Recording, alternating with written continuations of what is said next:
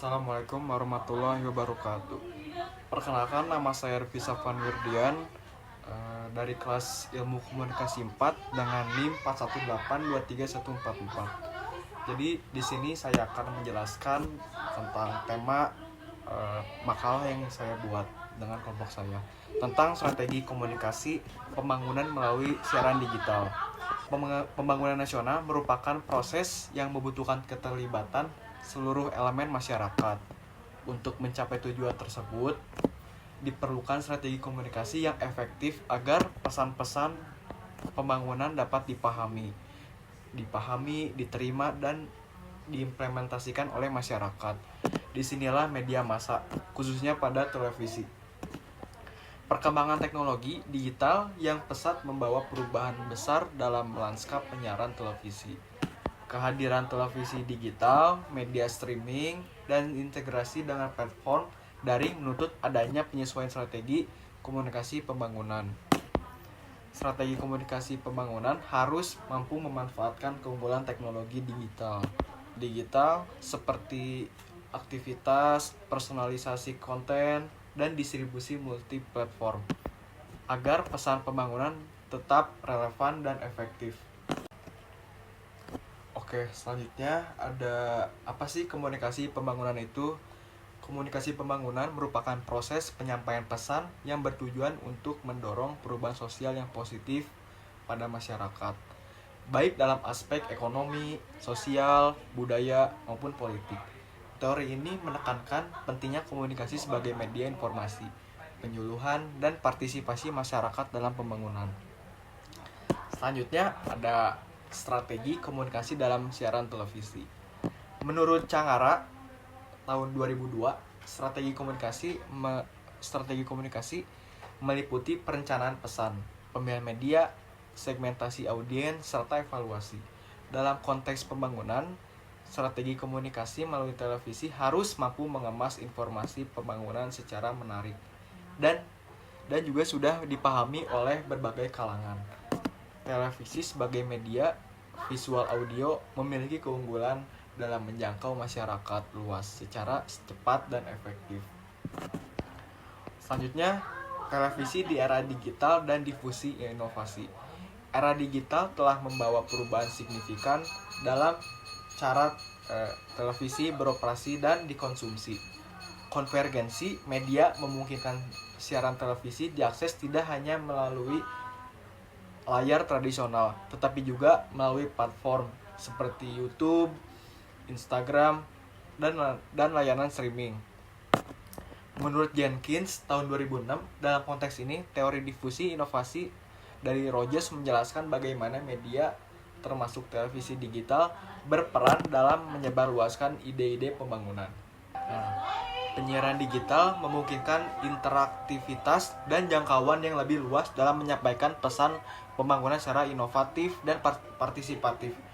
Teori ini menjelaskan bagaimana inovasi teknologi, termasuk media digital dan siaran televisi digital, diadopsi dan menyebar dalam masyarakat.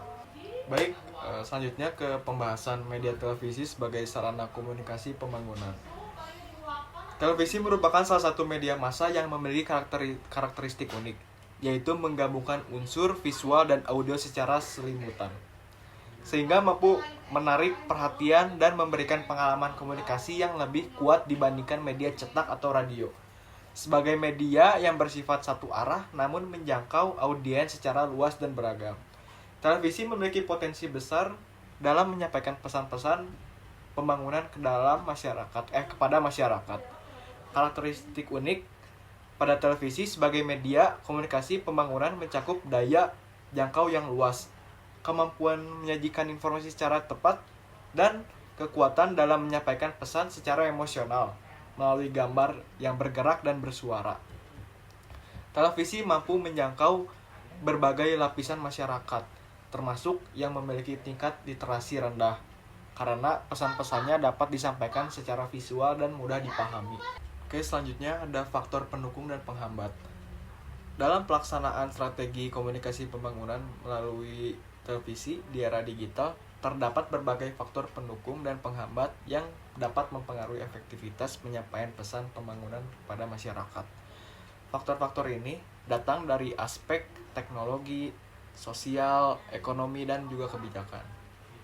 Salah satu faktor pendukungnya yaitu kemampuan produksi konten yang berkualitas oleh media televisi. Stasiun televisi nasional dan daerah kini memiliki sumber daya dan teknologi untuk memproduksi konten visual yang menarik, edukatif, dan komunikatif. Ini dapat membantu menyampaikan isu-isu kompleks pembangunan, seperti contohnya infrastruktur, ekonomi, dan lingkungan, dengan cara yang mudah dipahami masyarakat awam. Oke, selanjutnya ada salah satu faktor penghambat, yaitu rendahnya literasi media dan digital masyarakat. Tidak semua lapisan masyarakat memiliki kemampuan untuk memahami, menyaring, dan mengevaluasi informasi dengan baik. Akibatnya, pesan pembangunan yang disampaikan melalui televisi atau media digital bisa disalahpahami, diabaikan, atau malah tertutup oleh hoaks dan informasi yang menyesatkan. Baik, masuk pada bagian terakhir yaitu kesimpulan. Strategi komunikasi pembangunan melalui siaran televisi di era digital ini merupakan instrumen yang sangat penting dalam membangun pemahaman, kesadaran, dan partisipasi masyarakat terhadap proses pembangunan nasional.